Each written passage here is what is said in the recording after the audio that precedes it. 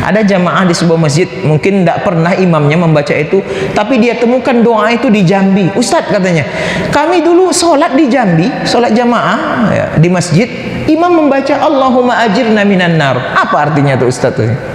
Ya kan? Mungkin jarang imam tuh mungkin membaca kalimat ini. Ya, biasanya kan la ilaha illallah wahdahu la syarikalah lahul mulku wa lahul hamdu yuhyi wa yumitu wa huwa ala kulli syai'in qadir. Langsung masuk Allahumma antas salam wa minkas salam. Ya. Tapi ada yang membaca Allahumma ajirna minan nar sekali, Allahumma ajirna minan nar dua kali, Allahumma ajirna minan nar tiga kali, baru masuk Allahumma antas salam. Apa artinya? Allahumma ajirna minan nar. Ya Allah, jauhkan kami dari siksa api neraka. Ya. Itu termasuk bid'ah. Kok bilang bid'ah?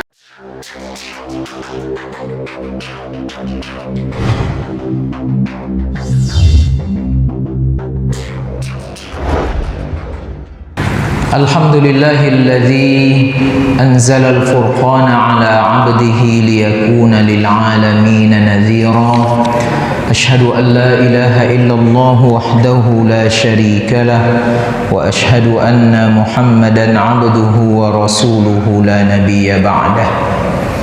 Subhanaka la ilma lana illa ma 'allamtana innaka antal alimul hakim. Rabbi shrah li sadri wa yassir li amri wahlul 'uqdatam min lisani yafqahu qawli. Yang kita hormati Bapak Ketua Pengurus Masjid Baitul Mu'tamar, yang saya hormati Bapak-bapak, Ibu-ibu, kaum muslimin, para jamaah yang hadir pada malam hari ini. Mudah-mudahan kita semua selalu berada dalam rahmat dan kasih sayang Allah Subhanahu wa taala. Bersyukur kita kepada Allah, malam hari ini Allah berikan kesempatan kepada kita untuk hadir melaksanakan sholat maghrib berjamaah, dan kita lanjutkan dengan kajian-kajian agama yang tentunya kita berharap mudah-mudahan bermanfaat untuk makin menambah ilmu kita, makin meningkatkan iman dan takwa kita, dan insya Allah menjadi orang-orang yang dimuliakan Allah Subhanahu wa taala. Amin ya rabbal alamin. Salawat dan salam kita sampaikan kepada Nabi Allah, Nabi Muhammad sallallahu alaihi wasallam, dengan ucapan Allahumma salli ala Muhammad wa ala ali Muhammad. Assalamu alayka ya Rasulullah. Mudah-mudahan di hari akhirat kelak semua kita yang hadir pada malam hari ini yang rajin bersalawat akan mendapatkan syafaat dari beliau. Bapak Ibu yang dirahmati Allah Subhanahu wa taala, tafsir yang akan kita kaji dalam kesempatan ini adalah tafsir surah Al-Furqan, surat yang ke-25, surah Al-Furqan, juz 19 ayat 63 sampai dengan ayat 77. Banyak. Karena waktu kita terbatas, maka insya Allah kita akan bagi beberapa sesi. Sesi pertama hari ini, malam ini, ayat 63 sampai dengan 67 saja. Dan insya Allah ayat berikutnya kita lanjutkan di pertemuan bulan yang akan datang. Bapak Ibu yang dirahmati Allah Subhanahu wa taala, surah Al-Furqan, nama Al-Furqan ini artinya yang membedakan. Dia bisa menjadi nama Quran dan dia juga menjadi nama surat. Nah, karena Quran sendiri nama lainnya adalah Al-Furqan. Tabarakalladzi nazzalal furqan. Quran adalah kitab yang membedakan mana yang hak dan mana yang batil, mana yang baik yang harus kita ikuti dan mana yang buruk yang harus kita tinggalkan. Makanya namanya adalah Al-Furqan. Sedangkan nama surah ini juga sama dengan nama kitab yang mulia ini, surah Al-Furqan. Insya Allah nama surah ini isinya memberikan wawasan kepada kita tentang perbedaan yang benar dan yang salah. Perbedaan mana hamba Allah dan mana yang bukan hamba Allah. Sehingga nanti yang hamba Allah ini yang kita ikuti, kita internalisasikan ke dalam diri kita. Maka ayat yang kita bahas ini adalah ayat yang menunjukkan siapa orang yang dianggap sebagai termasuk kategori hamba-hamba Allah. Yang kalau Allah suka kepada seorang hamba, maka orang itu akan dimasukkan ke dalam rahmat Allah, dimuliakan hidupnya, dimasukkan ke dalam surga. Kurang lebih 14 atau 15 sifat karakter yang Allah sampaikan di sini.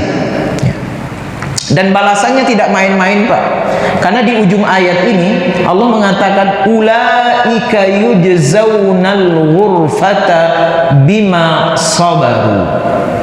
Apabila hamba Allah tadi punya kriteria 1, 2, 3 sampai 14, 15 tadi, ya, bisa kita amalkan, bisa menjadi pedoman hidup kita, menjadi karakter pribadi kita, maka kata Allah, mereka itulah yang kemudian Allah akan berikan balasan kepada mereka berupa al-ghurfah. Ghurfah ini ruangan, tempat khusus bagi hamba Allah di dalam surga. Kenapa mendapatkan itu semua? Bima sabaru, karena mereka bersabar. Nah, maka untuk menerapkan sifat ini dalam hati kita, kuncinya adalah bima sabaru. Memang perjuangan berat, Pak. Sabar itulah. Kalau tidak sabar kita balik ke belakang. Kalau tidak sabar kita belok ke kiri. Nah, maka kesabaran itulah yang harus kita tanamkan agar ke seluruh karakter ini bisa kita miliki dan kita bisa dikategorikan sebagai ibadur rahman. Ya. Saya akan bacakan. A'udzu billahi minasy syaithanir rajim. Bismillahirrahmanirrahim. Ayat 63 sampai 67.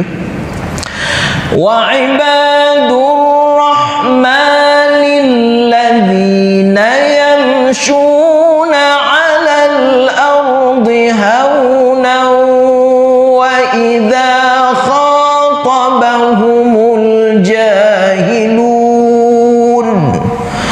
wa idza khatabahumul jahiluna qalu salama walladzina yabituna lirabbihim sujjadan wa qiyama walladzina yaquluna rabbana asrif 'anna 'adzaba jahannam inna 'adzabaha kana gharaman innaha sa'at mustaqarran wa muqama walladzina idza anfaqu lam yusrifu wa lam yaqturu wa kana baina dzalika qawama. Sadaqallahul azim. Rabbi zidna ilma warzuqna fahma. Kita mulai. A'udzu billahi minasyaitonir rajim. Bismillahirrahmanirrahim. Wa ibadur rahman. Ayat 63 ini Allah mulai dengan sebuah pemberitahuan, penegasan tentang orang yang dikategorikan sebagai ibadur rahman dan hamba-hamba Allah yang maha pengasih adalah tadi. Hamba ini orang yang tunduk patuh. Ibad jamak dari abdun. Dan di dalam Al-Quran Rasulullah Sallallahu Alaihi Wasallam dipanggil dengan panggilan kesayangan oleh Allah itu selalu atau kadang-kadang menggunakan kata-kata abdun. Subhanalladzi asra bi'abdihi. Ara'aital ladzi yanha 'abdan idza shalla. Maka ini panggilan kesayangan. Sayang Allah kepada orang yang mau menjadi hambanya. Ya. Jamak dari abdun ibad. Apapun yang diperintahkan dia kerjakan, Pak. Tapi hati-hati, harus kita bisa bedakan mana seorang hamba, mana seorang bawahan. Nah, ya. Kalau hamba tuh wajib ikut dia. Kalau tak ikut berdosa. Tapi kalau atasan dan bawahan, bawahan tak harus selalu ikut. Ya. Ini kan bawahan nih sekarang lagi tren nih. Suruh tembak-tembak juga dia tidak melawan dia. Ya kalau salah jangan diikuti. Tembak pula dia nyuruh tuh kan. Ya. Kenapa Allah katakan Ar-Rahman? Kenapa tidak Allah? Ada pertanyaan di dalam kitab tafsir, mengapa tidak wa ibadullahil ladzin? Mengapa Allah katakan wa ibadur Rahman? Apa rahasianya? Rahasianya kata Imam Ibnu Katsir, orang menjadi seorang hamba yang tunduk patuh kepada Allah, salat disuruh salat, puasa disuruh puasa, ya. Kemudian zakat dia kerjakan, haji dia laksanakan. Kenapa itu terjadi? Itu bukan hanya kemampuan dia. Ya, kita datang ke masjid nih, jadi kita nih sholat jamaah nih Pak 5 kali sehari. Itu bukan perkara kita hebat, ya. Bukan karena kita yang hebat bisa beramal, tapi itu adalah karunia dari Allah, Pak. Jadi seseorang itu menjadi hamba karena kasih sayang Allah. Maka Allah katakan Ar-Rahman di sini. Allah yang sayang kamu, Allah yang pilih kamu bisa masuk ke dalam masjid. Pada saat ribuan orang mungkin tak apa-apa kerjanya di luar, azan berkumandang, kamu datang ke masjid sholat jamaah, itu karena kasih sayang Allah. Maka bersyukurlah kita dengan kasih sayang itu. Dipilih Allah, kita menjadi orang yang taat, Pak. Baca Quran kita, itu bukan karena kamu saja, tapi karena Allah gerakkan hati kamu sehingga kamu baca Quran. Nah, itu dia. Makanya rahasianya di situ.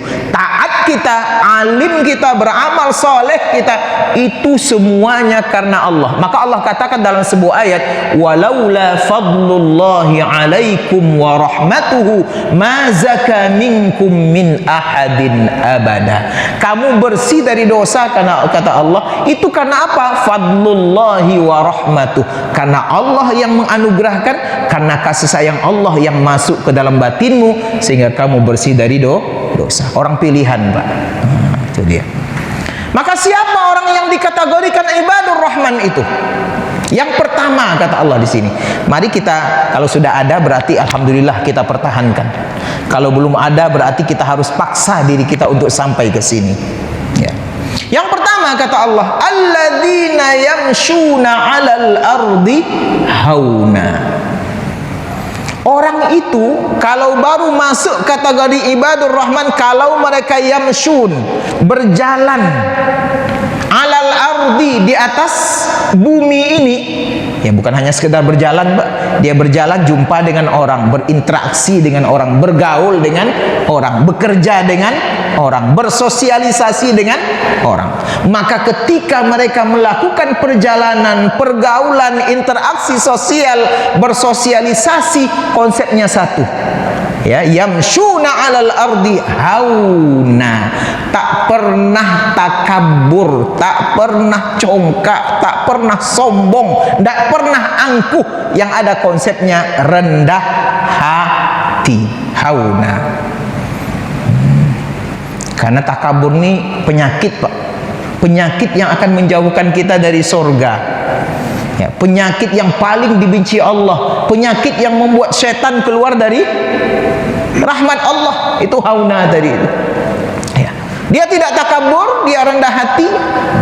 Dia anggap diri dia rendah daripada orang lain, walaupun dia mungkin punya kelebihan yang luar biasa.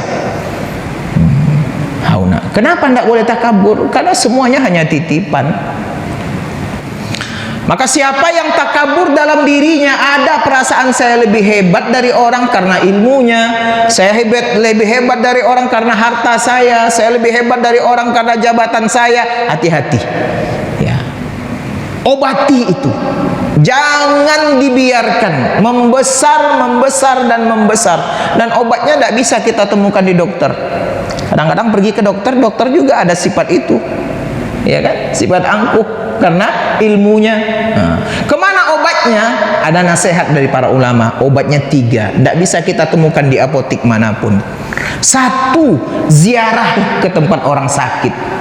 Siapa yang sakit ya tengok tuh, kalau ingin mengobati sifat angkuh tadi itu, tengok, ya Allah, dulu bapak ini sehat walafiat, sekarang sudah lemah, lunglai, loyo, ya Pak.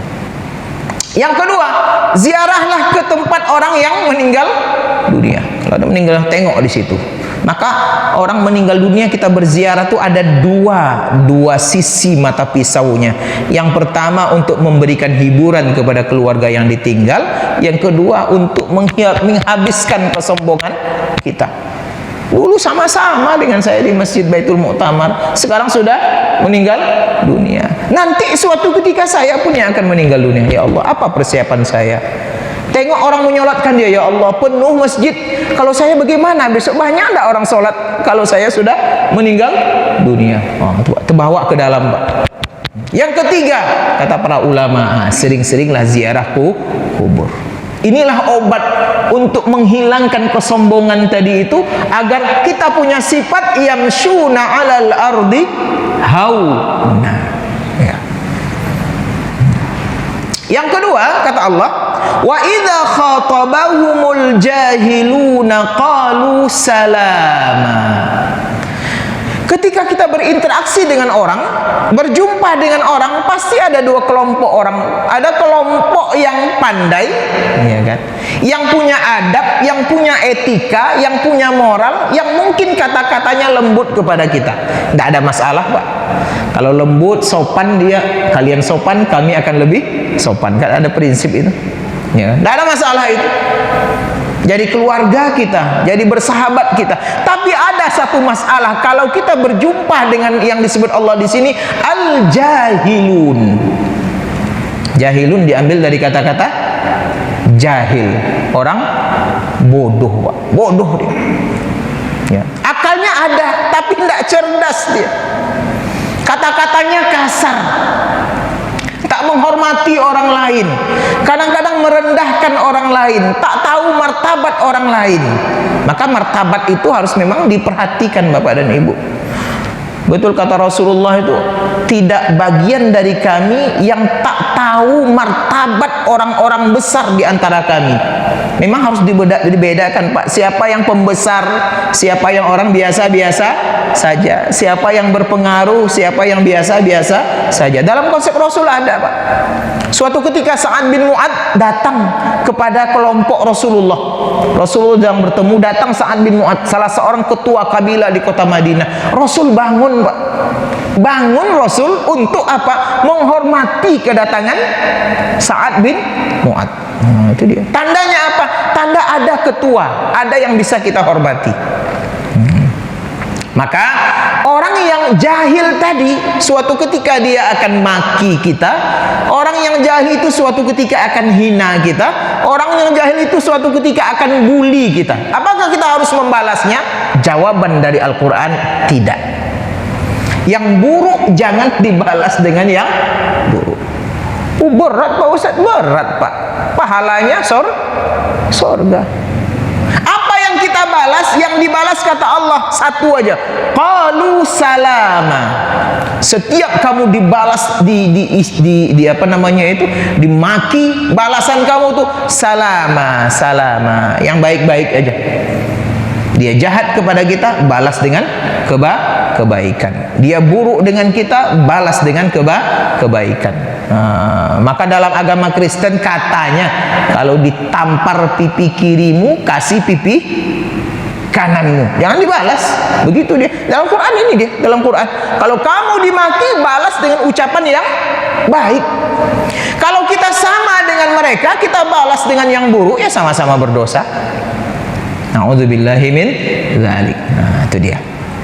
Oke, itu yang kedua, sifat yang kedua. Sifat yang pertama, orang itu tidak angkuh, tidak sombong. Yang kedua, mereka akan membalas setiap keburukan kepada mereka dengan kebaikan.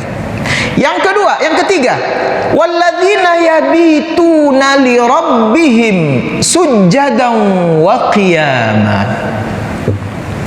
Mereka yang dikategorikan oleh Allah sebagai ibadur rahman itu adalah yabitun, ketika mereka masuk ke dalam malam hari.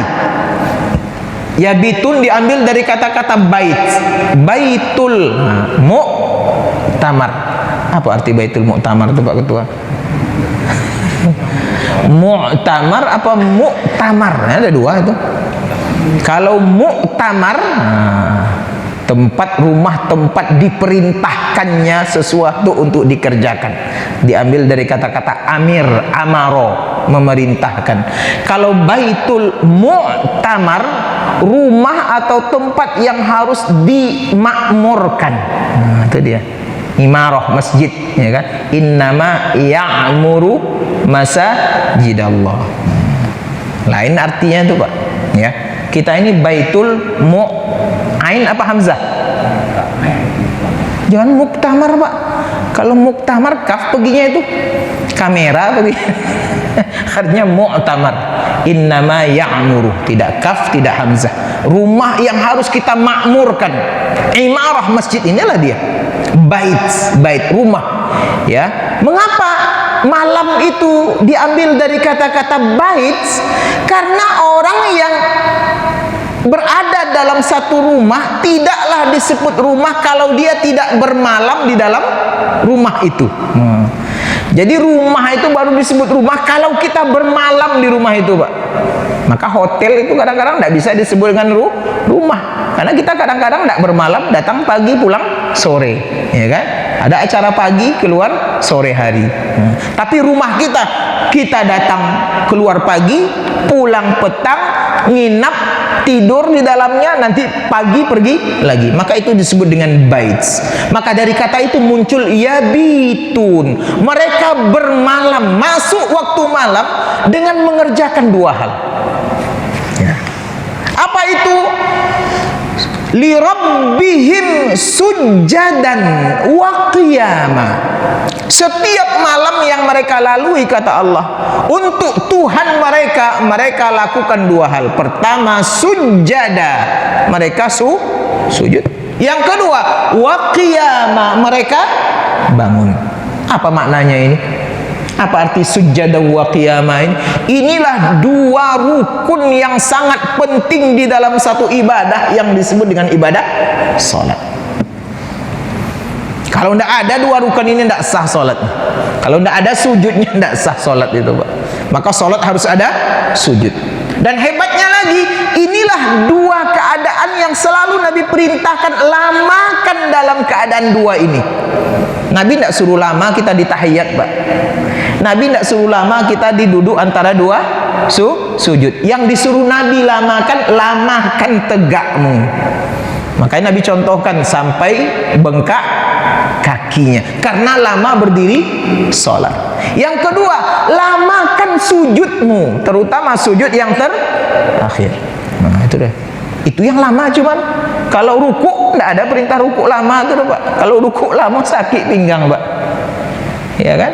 Tapi kalau sujud lama aman, silakan, tidak ada masalah. Maka orang yang ibadur rahman ini setiap malam mereka akan melaksanakan sujud, mereka akan melaksanakan qiyam, dalam arti yang umum mereka salat malam. Kalau kita lihat dalam tafsir Ibnu Katsir ini ada beberapa hal yang Al-Quran sampaikan berkaitan dengan ini. Kanu qalilan minal laili ma yahja'un. Hamba Allah itu malam itu sedikit mereka tidur. Dalam surah As-Sajdah, tatajafa junubuhum anil madaji. Ini lambung mereka itu mereka jauhkan dari tempat tidur. Mereka bangun klop dengan ini, tanda yang kedua ini, tanda yang ketiga ini. Mereka selalu melaksanakan sholat malam. Tapi ya, ada tapinya. Mungkin tak setiap kita bisa sholat malam, Pak. Tidak bisa setiap kita untuk sholat malam. Syukur-syukur bisa. Mungkin ada yang tak bisa. Maka kata Imam Ibnu Katsir dalam tafsirnya, ada kriteria minimal orang yang bisa masuk ke dalam kategori walladzina yabituna li rabbihim sujjadan wa qiyama. Apa dia? Dalam sebuah riwayat disebutkan, siapa yang sholat 2 rakaat sesudah sholat maghrib, kemudian dia sholat 4 rakaat sesudah sholat isya, maka sudah tercoverlah apa yang disebutkan Allah dalam ayat ini, walladzina yabituna li rabbihim sujjadan wa qiyama. Ini batas minimalnya. Kalau kita ingin masuk ke dalam ayat ini, ingin melaksanakan kita orang yang sujud dan bangun sholat pada malam hari, batas minimalnya ini dia. 2 rakaat sesudah sholat maghrib dia kerjakan, 4 rakaat sesudah sholat isya dia kerjakan, maka sudah tercover itu. Tapi yang maksimalnya apa? Yang maksimalnya dia sholat malam, sholat tahajudkah namanya, sholat hajatkah namanya, sholat witirkah namanya, dan lain sebagainya. Nah, yang penting tengah malam itu tak akan bisa dilewatkan oleh seorang ibadur rahman kecuali mereka isi dengan sholat. Itu yang ketiga. Yang keempat, walladzina yaquluna rabbana srif anna adzab jahannam. Kriteria yang keempat orang yang dikategorikan ibadur rahman itu adalah mereka, kata Allah, tahu neraka itu. Mereka paham dengan neraka, mereka tahu dahsyatnya siksa neraka, mereka tahu pedihnya azab neraka. Maka setiap saat mereka akan berdoa kepada Allah agar mereka dijauhkan dan dihindarkan dari azab neraka. Maka salah satu doa yang diajarkan Allah kepada kita untuk jauh dari neraka itu ini, Pak. Walladzina yaquluna rabbana srif, ya Allah, wahai Tuhan kami, isrif, jauhkan, hindarkan, lindungi kami dari apa? Azab jahannam, dari neraka, siksa neraka jahannam. Berarti berdoa minta jauh dari neraka itu perintah Allah, Pak. Ya. Kapan kita baca? Ya sesudah sholat boleh. Maka kadang-kadang imam membaca doa Allahumma ajirna minan nar. Ada jamaah di sebuah masjid, mungkin tidak pernah imamnya membaca itu, tapi dia temukan doa itu di Jambi. Ustadz, katanya, kami dulu sholat di Jambi, sholat jamaah ya, di masjid, imam membaca Allahumma ajirna minan nar. Apa artinya itu, Ustadz? Ya kan? Mungkin jarang imam itu mungkin membaca kalimat ini. Ya, biasanya kan la ilaha illallah wahdahu la syarikalah lahul mulku wa lahul hamdu yuhyi wa yumitu wa huwa ala kulli syai'in qadir. Langsung masuk Allahumma antas salam wa minkas salam. Ya. Tapi ada yang membaca Allahumma ajirna minan nar sekali, Allahumma ajirna minan nar 2 kali, Allahumma ajirna minan nar 3 kali, baru masuk Allahumma antas salam. Apa artinya? Allahumma ajirna minan nar, ya Allah jauhkan kami dari siksa api neraka. Ya. Itu termasuk bid'ah. Kok bilang bid'ah? Karena itu perintah Allah di sini agar kita selalu berdoa kepada Allah dijauhkan dari siksa api neraka. Ada beberapa doa lagi. Allahumma inna nas'aluka ridhaka wal jannah wa na'udzubika min sakhatika wan nar. Itu termasuk doa Nabi yang ngajarkan. Allah ajarkan lagi, wa fil akhirati hasanah wa qina adzaban nar. Berarti sudah 4 itu doa yang diajarkan oleh Rasulullah, diajarkan oleh Allah kepada kita agar kita baca, sehingga ini menjadi doa untuk menjaga kita dari siksa api neraka. Rabbana srif anna adzab jahannam. Tahu dia betapa dahsyatnya neraka jahanam tadi. Dan Allah katakan di sini, inna adzabaha kana gharama. Sesungguhnya azab neraka jahanam itu kana gharama. Kekal, Pak, melekat. Jadi kalau dalam tafsir Ibnu Katsir ini disebutkan, kalau ada sesuatu yang lepas dari badan kita, itu tidak disebut dengan gharama. Ya, kita punya baju nih, suatu ketika baju kita lepaskan, maka itu tidak disebut dengan gharama. Sesuatu yang lepas. Tapi kalau dia melekat terus-menerus pada diri kita, maka itu disebut dengan gharama. Maka telinga ini bisa jadi gharama karena dia terus melekat. Nah, maka kata ulama tafsir, kalau Allah katakan inna adzabaha kana gharama, maknanya siksa neraka jahanam itu tidak akan pernah lepas dari seseorang, sebagaimana tak pernah lepasnya hidung dari wajahnya, sebagaimana tak pernah lepasnya telinga dari kepala kita, sebagaimana tak pernah lepasnya tangan dari badan kita. Melekat dia, Pak. Maka tahu Allah tuh betapa dahsyatnya neraka tadi, maka Allah suruh kita untuk berdoa agar kita dihindarkan dari azab neraka. Maka berdoalah kepada Allah, ya, mintalah kepada Allah.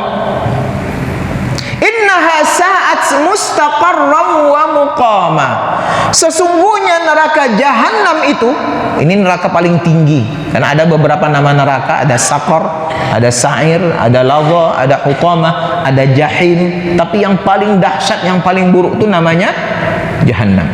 Innaha, sesungguhnya neraka jahanam itu, kata Allah, sa'at, seburuk-buruknya, sejelek-jeleknya, mustaqarra, tempat kita untuk menetap. Ya, menetap lama, Pak. Kita akan menetap di situ, kita akan tinggal di situ. Maka itulah tempat tinggal yang paling buruk. Tidak ada lagi yang lebih buruk daripada itu. Saat su itu artinya lawan daripada khair, lawan daripada jamil.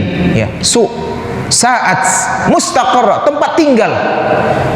Diceritakan dalam sebuah hadis, Rasulullah Shallallahu Alaihi Wasallam menyebutkan ada ruangan di neraka jahanam itu yang ketika masuk seorang hamba ke dalamnya, orang yang akan disiksa oleh Allah Subhanahu wa taala, maka datang api. Kemudian ketika dia mulai dingin, api tadi itu ada dinginnya, datanglah kemudian kala, jengking dan ular. Ya, jadi ada apa namanya itu? Ada periode panasnya, ada periode dinginnya. Tapi periode dingin ini azab lagi. Apa yang datang kata Rasulullah? Kala jengking. Yang besarnya kala jengking itu sebesar himar. Tahu himar, Pak? Keledai. Kala jengkingnya sebesar keledai. Dan ularnya kata Rasulullah sebesar unta. La ilaha illallah. Datang dia azab lagi. Nah, nanti ketika panas lagi, hilang lagi tadi, masuk dia ke ruangan dia, ke kandangnya. Apa namanya itu? Kalah dengan ular tadi. Nanti ketika dingin, datang lagi dia.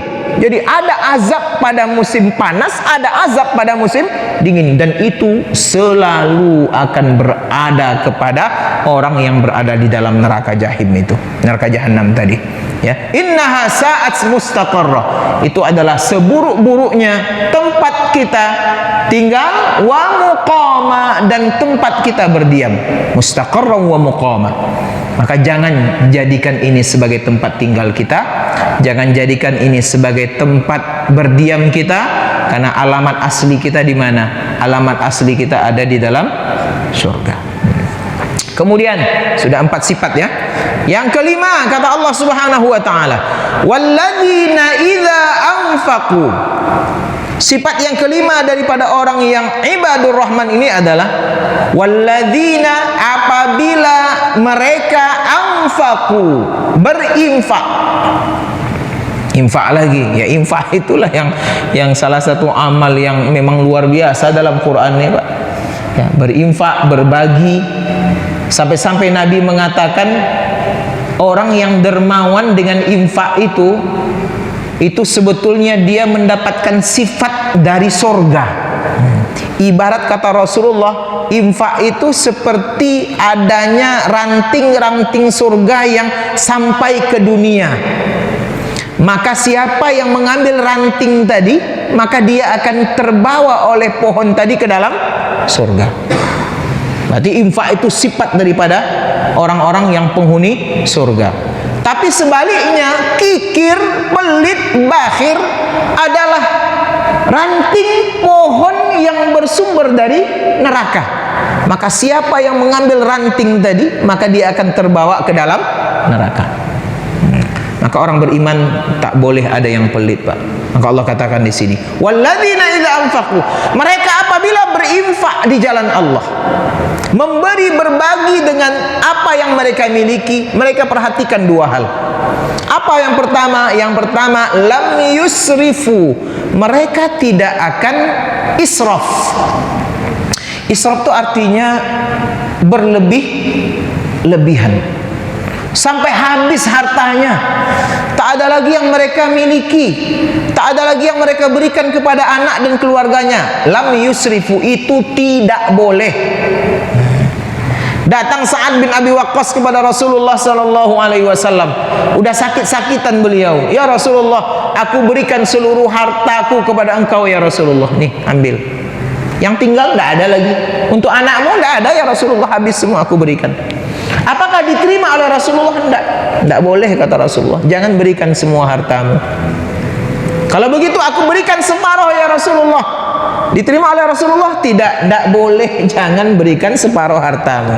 Kalau begitu aku berikan 30%, sepertiga boleh. Maka maksimal kita boleh berinfak dari total harta kita itu hanya 30% saja. Jadi tidak boleh berlebih-lebihan sampai habis untuk anak kita, jangan. Ya, tetap diberikan infak kepada anak yang di bawah tanggung jawab kita. Lam yusrifu.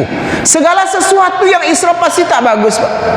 Sesuatu yang berlebih-lebihan tak bagus akibatnya. Ya. Yang kedua, walam yaqturu, mereka pun tidak dalam berinfak itu tidak pula dalam keadaan pelit yang luar biasa. Walaupun memang salah satu sifat yang dititipkan Allah kepada manusia itu adalah wa kanal insanu qatura. Manusia itu banyak yang pelit dalam hidupnya. Maka itulah sifat yang harus kita lawan. Lawan, Pak, dilawan. Diobati, jangan dibiarkan di. Cara mengobatinya bagaimana? Ya, merenunglah kita bahwasanya apa yang kita miliki ini tidak ada yang kita bawa.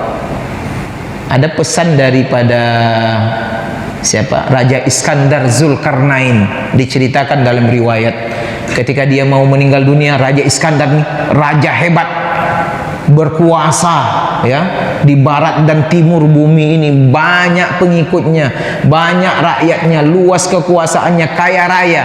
Sebelum dia mati dia katakan 3 hal. Kalau aku mau mati nanti tolong lakukan 3 hal ini. 1, yang mengiringi jenazahku seluruh dokter-dokter hebat yang merawatku. Yang kedua, yang dibawa nanti adalah hartaku, tapi di jalan tolong harta itu dilemparkan kepada orang yang berziarah. Jangan ada yang dibawa ke kubur, berikan dia, campakkan dia biar direbut oleh orang.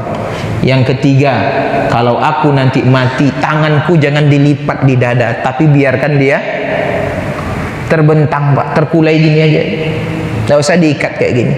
Apa maknanya? 1, kalau dokter ini tanda, sehebat apapun ilmu kedokteran, sebanyak apapun dokter yang hebat yang menyelamatkan kamu, tak akan bisa menghindarkan kamu dari kematian.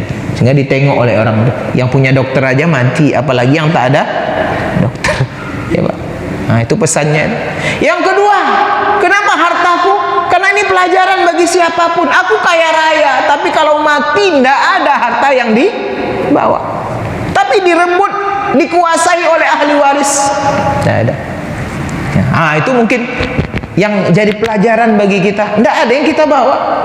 Apalagi yang ketiga, sampaikan, dulu aku lahir, tanganku tak bawa apa-apa. Waktu kita lahir dari rahim ibu kita, baik itu normal ataupun operasi sesar, ada enggak anak-anak yang bawa segenggam emas dari perut ibunya itu? Tidak ada, Pak ya. Tangannya ketika dibuka tak bawa apa-apa. Waktu mati pun kita nanti tak bawa apa-apa. Tidak ada yang kita genggam.